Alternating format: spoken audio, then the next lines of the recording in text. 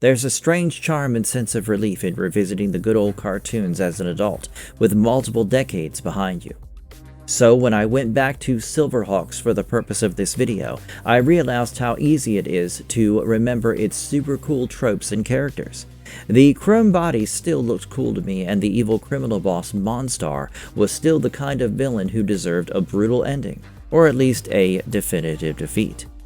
But that did not quite happen. Silverhawks ended on a rather bittersweet and inconclusive note as far as series finales go. The program ran in first-run syndication from September 8th to December 5th, 1986, producing a single 65-episode season.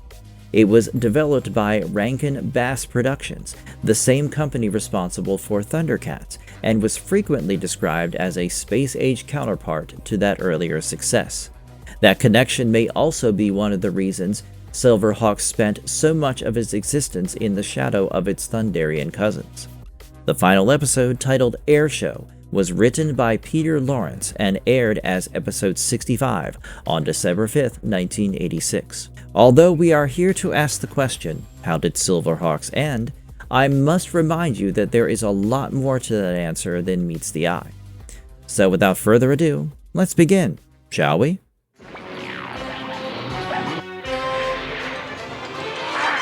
Before Silverhawks, Rankin Bass tried to recreate the ThunderCats' magic.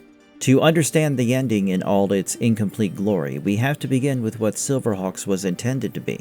Back in the day, Rankin Bass wanted to follow the success of ThunderCats with another toy-friendly action cartoon featuring heroes and villains built around strong animal imagery. Instead of cat-like warriors in a fantasy setting, this time the company turned towards bird-themed cyborg heroes in outer space. The setup remained familiar, but the genre shifted from science fantasy to futuristic crime adventure. There was a colorful team of heroes, a monstrous lead villain capable of transforming into a more powerful form, animal-like companions, collectible weapons, flashy vehicles, and a huge cast designed to fill episode lineups and toy store shelves. The series was developed by Rankin Bass and distributed by Lorimar Telepictures. Its animation was produced by Pacific Animation Corporation, the Japanese studio that also worked on ThunderCats. Those were not the only similarities.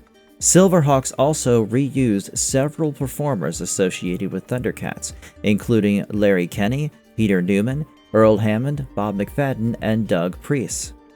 When I say the program was a space-based equivalent of ThunderCats, that is not merely something fans invented after the fact. Contemporary descriptions of the production repeatedly identify it as Rankin Bass's space-oriented follow-up to ThunderCats.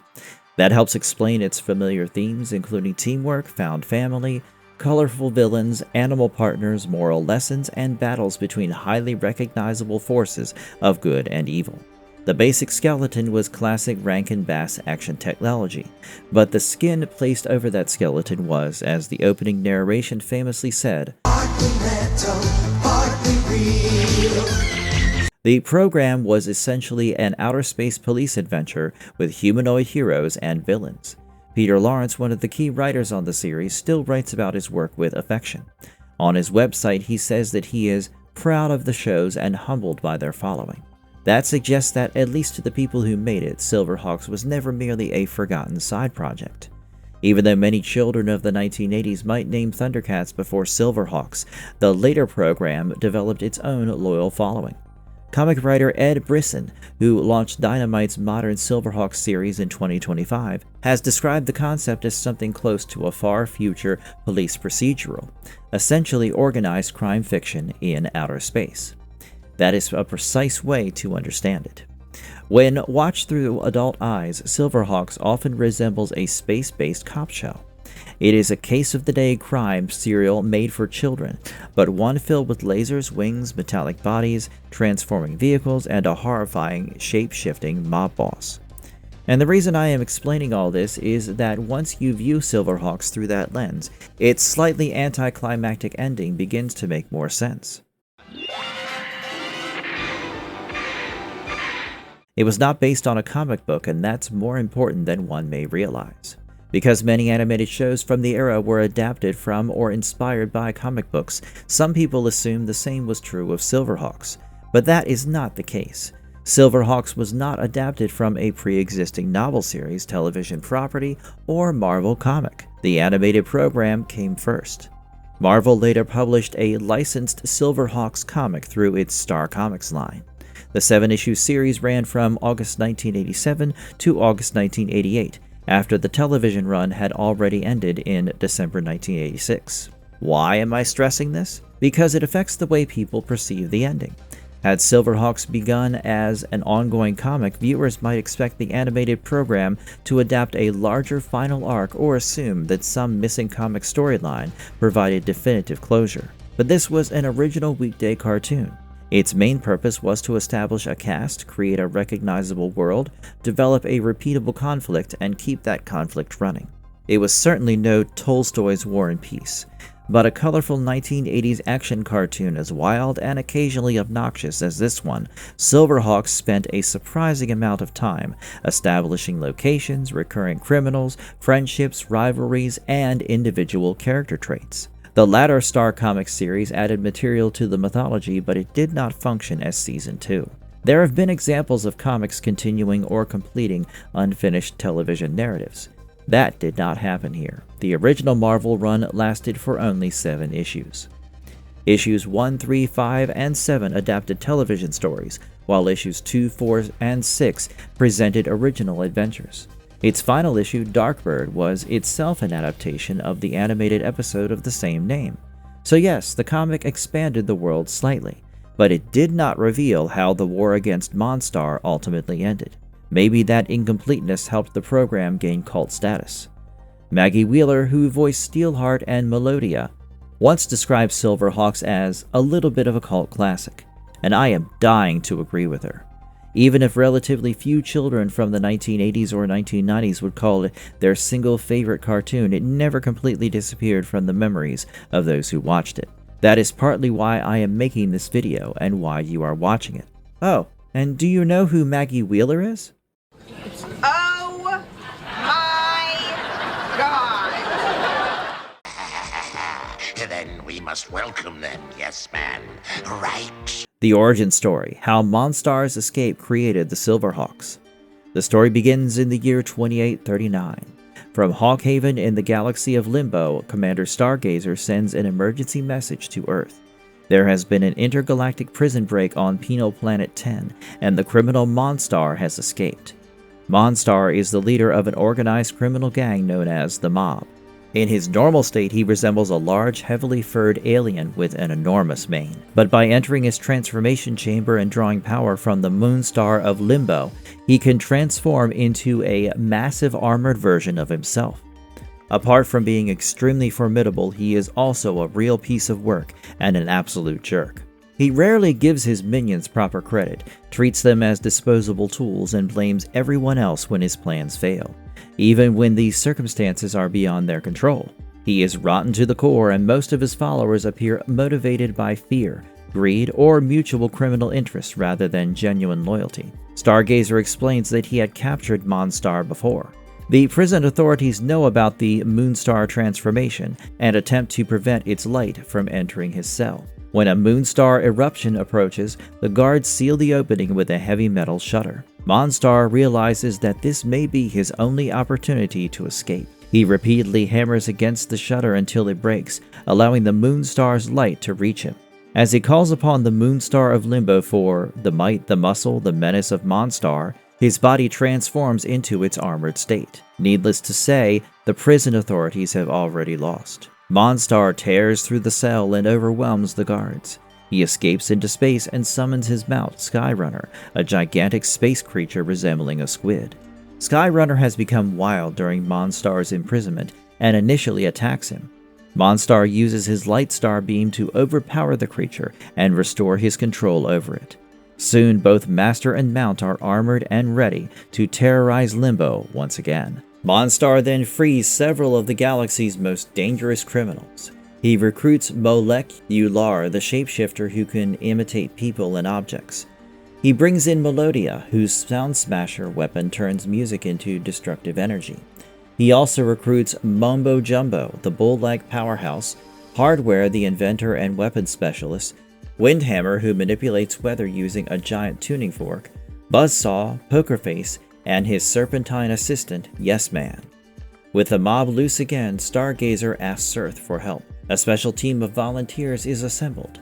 Jonathan Quick, formerly the head of Federal Interplanetary Force H, becomes Quicksilver and serves as the team's field leader. Some secondary summaries identify the organization differently, but the program's character references most consistently call it Force H. The brilliant twins Emily and Will Hart become Steelheart and Steel Will. Bluegrass becomes the team's pilot and space cowboy. From the planet of the mimes comes the Copper Kid, a young mathematical genius who communicates largely through whistles and electronic sounds. These volunteers undergo extensive biomechanical modification for the journey to Limbo. They become partly metal and partly real. In other words, they become the Silverhawks. During training, Steelheart and Steelwill suffer severe reactions to their modified bodies and require artificial replacement hearts. Nevertheless, the team continues. During a live demonstration for Earth's military leaders and alien advisors, both the Silverhawks and their advanced spacecraft, the Mirage, perform successfully.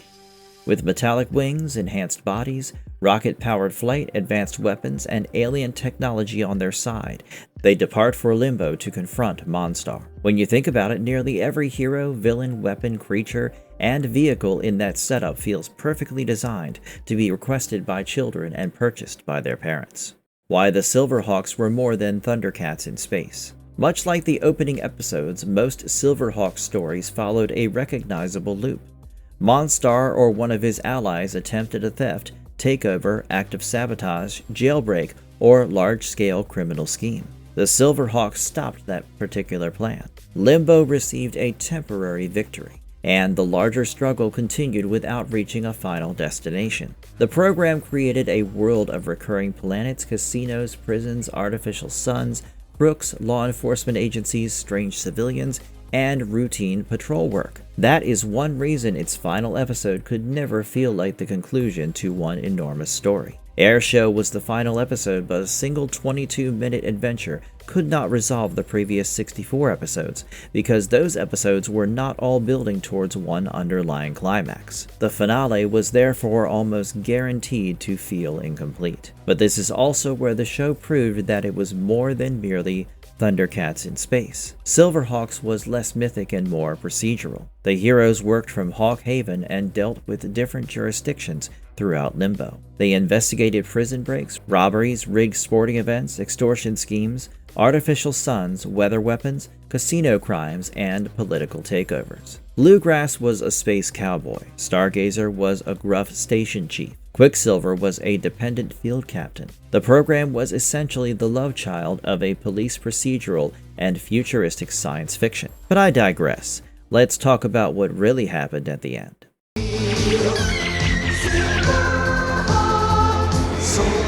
Episode 65, Airshow, the finale most viewers did not realize was a finale.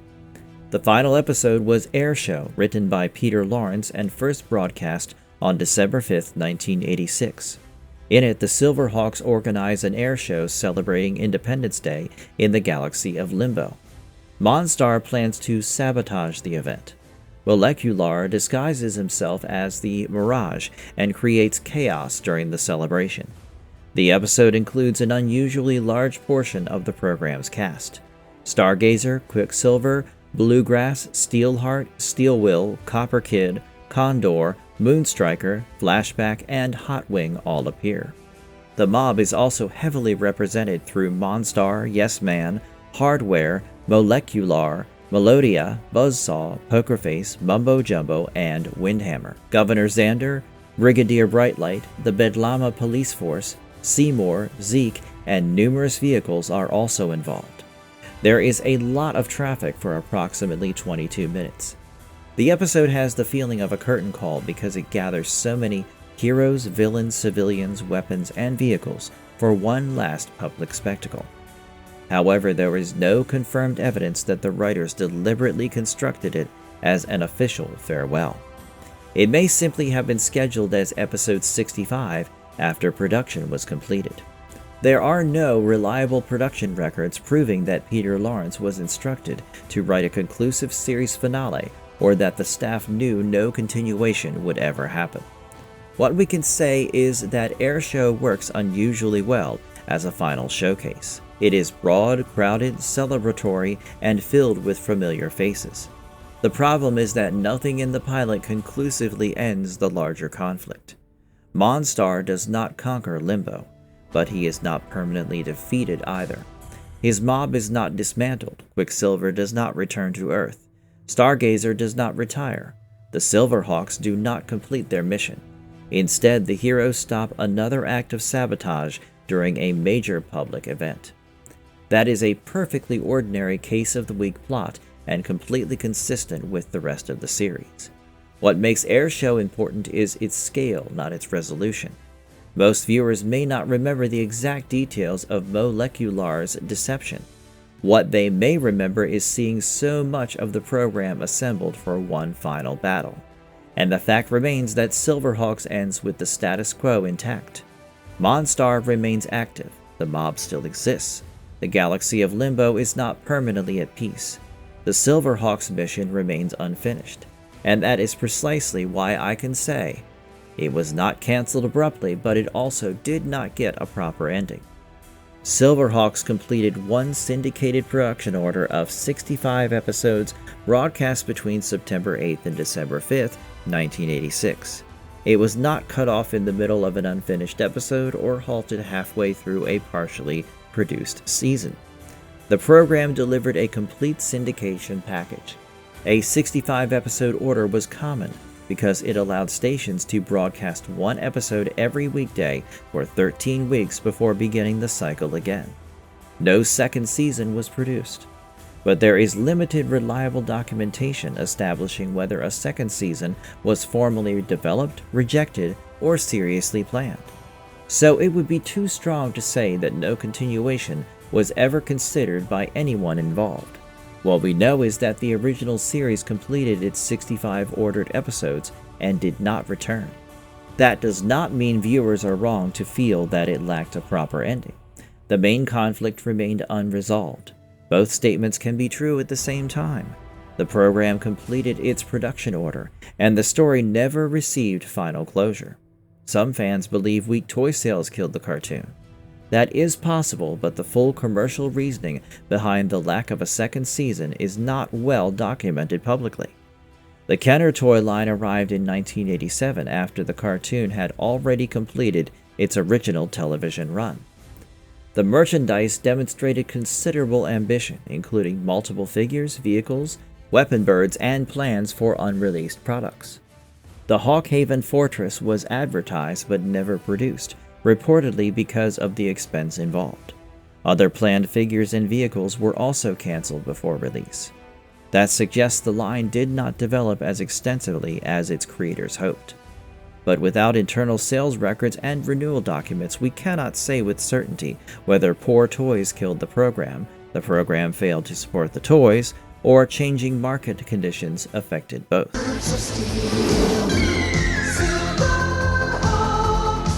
Did the writers know Airshow would be last? I know that the production consisted of 65 episodes and that one of them would ultimately occupy the final broadcast position. It was common with cartoons from the 1980s and 1990s for production order and broadcast order to not match perfectly. The last episode produced was not always the last episode aired. SWAT Cats is one example that comes to mind. But did the writers of Silverhawks specifically know that Airshow would become the permanent ending? We do not have firm evidence proving that. The episode's huge cast and celebratory Airshow setting make it feel like an intentional send-off. Nearly every important hero and villain gets at least a moment of attention. That creates the impression that the program's characters have gathered for one last performance before saying goodbye. But that remains an interpretation. There are no publicly available production notes proving that Peter Lawrence was told, "This is the final Silverhawks story, and there will never be another season." It is therefore safer to say that Airshow accidentally or perhaps semi-deliberately works as a curtain call. It does not conclude the narrative, but it gives the cast one final opportunity to take flight. What do you think?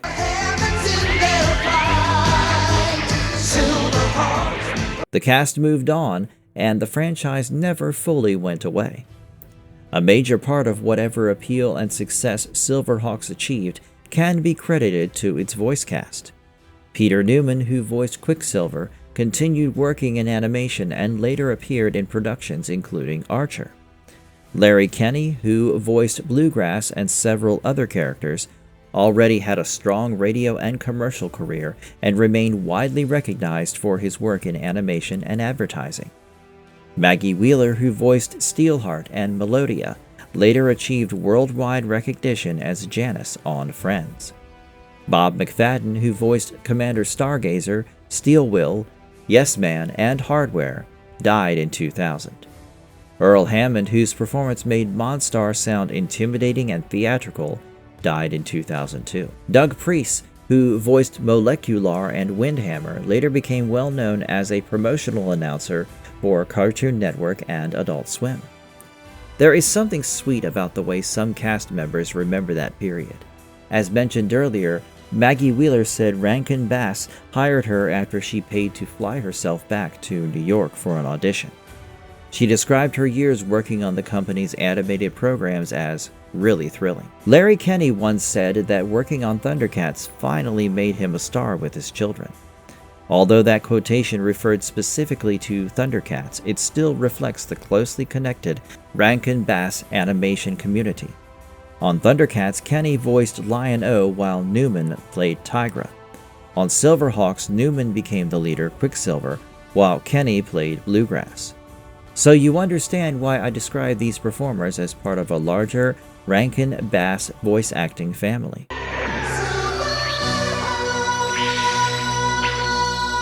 The franchise itself also refused to stay buried.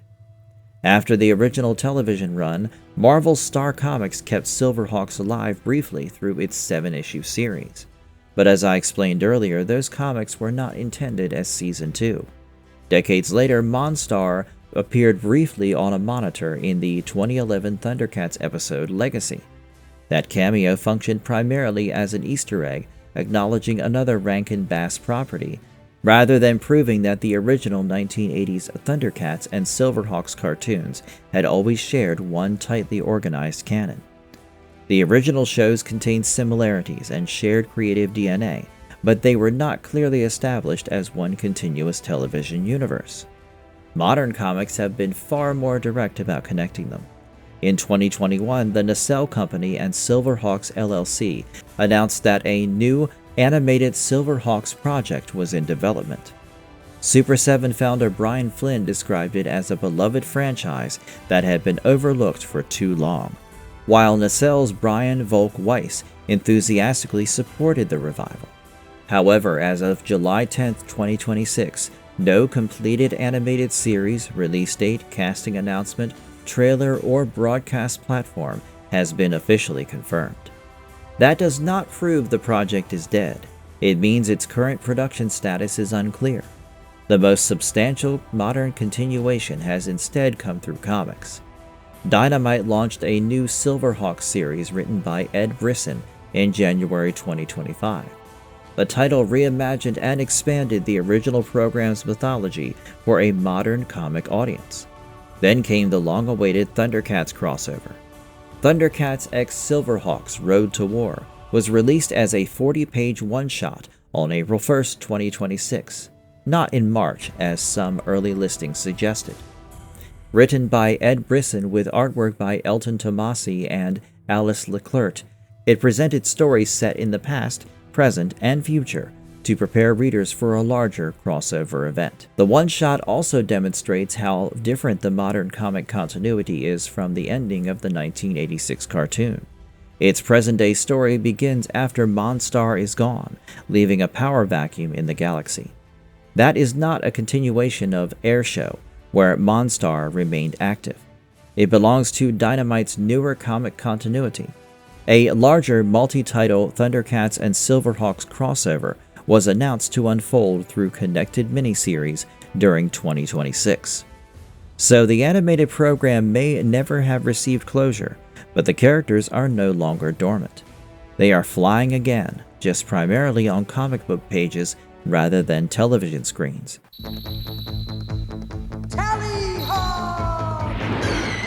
So, how did Silverhawks end? To conclude, how did Silverhawks end? It ended with Airshow, an episode that feels bigger than an ordinary installment because it gathers a huge portion of the cast for one final confrontation. Molecular disguises himself as the Mirage and sabotages the Independence Day Airshow in Limbo. The Silverhawks and their allies respond. Mon Star's mob joins the chaos. Nearly everyone gets another opportunity to appear. The heroes stop the attack. But there is no final defeat of Mon Star. There is no collapse of the mob. There is no permanent peace in Limbo. There is no retirement, return to Earth, or farewell between the Silverhawks. The episode ends as another successful mission rather than as the end of the war. That is why its conclusion feels both complete and incomplete. It is complete as one more case in the Silverhawks' ongoing duty. It is incomplete as the final chapter of their story. Airshow was not a grand resolution. It was a curtain call. The heroes and villains gathered, fought one more battle, and then flew beyond the reach of the cameras. That was all for this one, folks. Please consider hitting the like and subscribe buttons. Those 2 small clicks will help us tremendously in bringing you more of these awesome videos. Stay safe and have a good one.